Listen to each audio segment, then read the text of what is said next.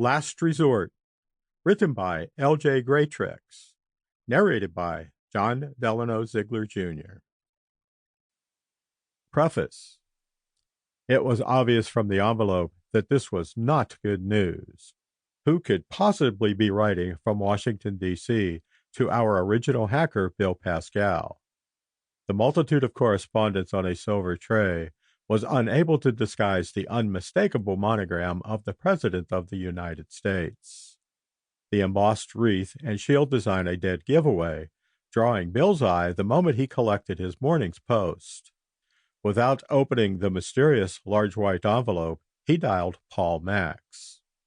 Paul had been complicit in restoring normality and what had been destined to be a chaotic lifestyle.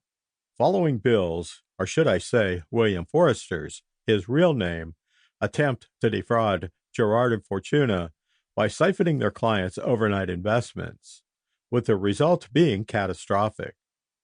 Brandon West, a rich investor, having discovered his millions were missing, began a revenge strategy that landed Bill almost dead on an island off the coast of Grand Cayman. Bill and Paul had, long since the days of the Wall Street trading floor, prospered beyond their wildest dreams.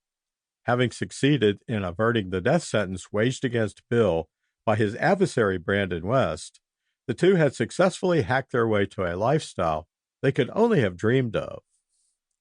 They were now wealthy executive helicopter owners alongside many other projects, including a more giving rather than receiving project in Africa, when alongside me, Jimmy Gideon, the third hacker, having been introduced into the fold, we jokingly took on the title of the Three Hacketeers. Our more recent projects became world-renowned for saving endangered species, resulting in accolades normally only afforded the more intellectual of human beings. Although the three of us were extremely well educated with exceptional technical and financial skills, recognition of these attributes were forced to be kept low-key due to the illegal methods used enabling us to prosper, and prosper as we almost certainly did.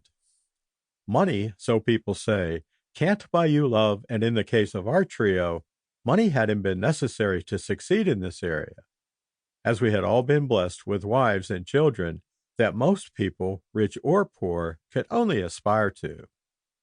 Now for the but. And in the world of hacking, the but was huge, with many near-death experiences for us hackers, and with one successful attempt on my first wife, Beth, resulting in my devastation. I was forced to soldier on. With the challenges we three constantly faced, it was hard to see a happy ending, and this envelope added one further stumbling block, as Bill realized, even before it was opened. With a multi-billion-dollar portfolio under our belts, which had been swollen due to the large inheritance left to me on the death of Beth, which had tripled our fortune for ongoing exploits, our hacking skills were now used, not out of avarice, but for the welfare and happiness of other, less fortunate souls, Chen Wang being just one of them. Chen, alongside Paul, had been instrumental in thwarting ivory poachers from shipping illegal wares from Africa to China. Following their success, aided and abetted by myself and Bill, Chen had been forced into a witness protection order, rendering him devastated at having to leave his treasured family in China. When Chen's family was caught up in a tsunami in China, it was due mostly to our hacking skills that Paul and I, alongside the tenacity of our team headed by our trusted helicopter war veteran, David, that his family's unexpected arrival at Chen's mansion was made possible.